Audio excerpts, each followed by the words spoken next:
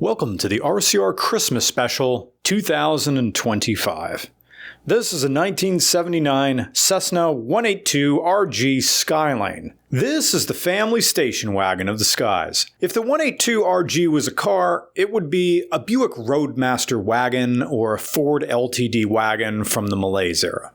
Not a Cadillac CTS-V wagon, no. This is not a performance plane. More like a big unk wagon. A big fat wagon with a heavy lazy V8.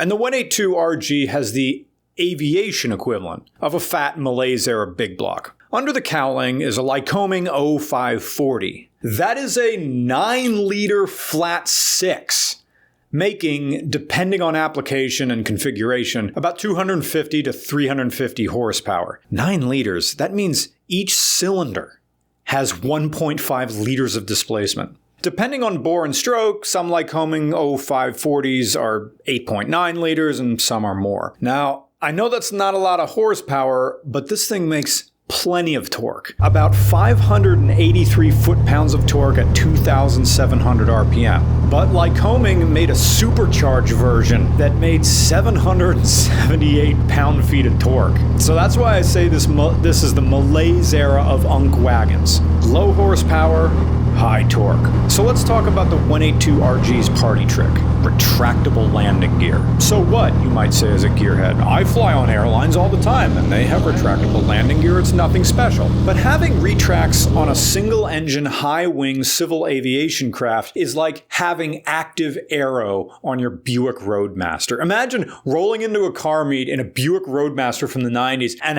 having a splitter on the front that engages and having an air ride that lowers the car down on the highway and the mirrors fold in that make your otherwise, beefy station wagon super slippery at high speeds. So that's what retractable landing gear does. It's a total big dick swing and move when you come to fly-ins. Here I come.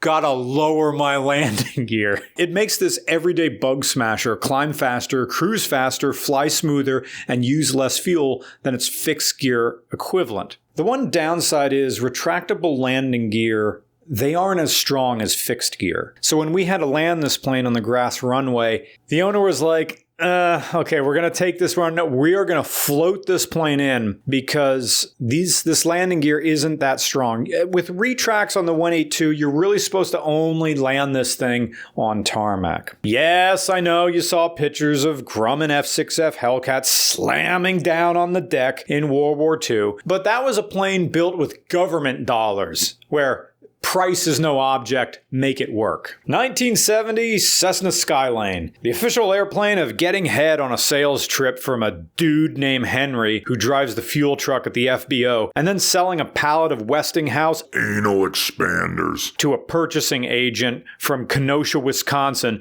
because it's a non-negotiable line item on the UAW contract to go with their assembly line bar. My friend Tony, who works for a major airline, wanted me to ask you if you brought your regulation broom handle.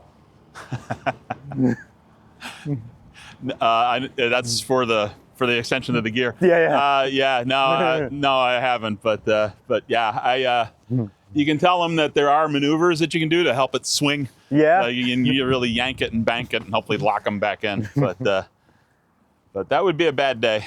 Yeah, it's a 1979. Ooh. Used to belong, but it's got a very 80s vibe to it. Yeah. It's a boy.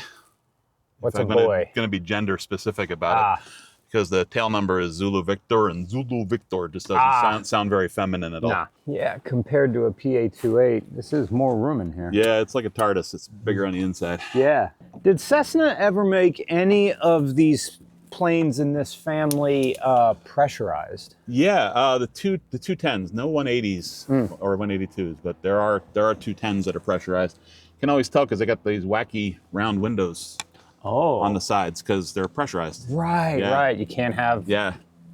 points. Inside the cockpit are Garmin inserts, digital inserts that replace traditional steam gauges. This is the equivalent of maybe a retro sound head unit for a classic car that sort of makes it look like there's a classic radio in there, but you have USB, you have aux, you have Bluetooth, you have everything else, you have interactive displays. Or like that Blaupunk one that cost like $700, made to look like an 80s head unit with a tape deck in it. Yeah, that's the equivalent vibe of what these things are. It's supposed to kind of look like it's stock on the inside, then you flip everything on, it's like, it's digital in there. Instead of replacing all of this with a glass cockpit, which is what they do on newer airplanes, just big iPad screens everywhere. No, keep the original steam gauges with little digital inserts in it. I like that touch. I felt bad because I only lasted about 40 minutes in this 182RG until my motion sickness kicked in. Usually I'm fine in cold air flights. You know, cold air is usually calmer in late autumn, early winter. But man,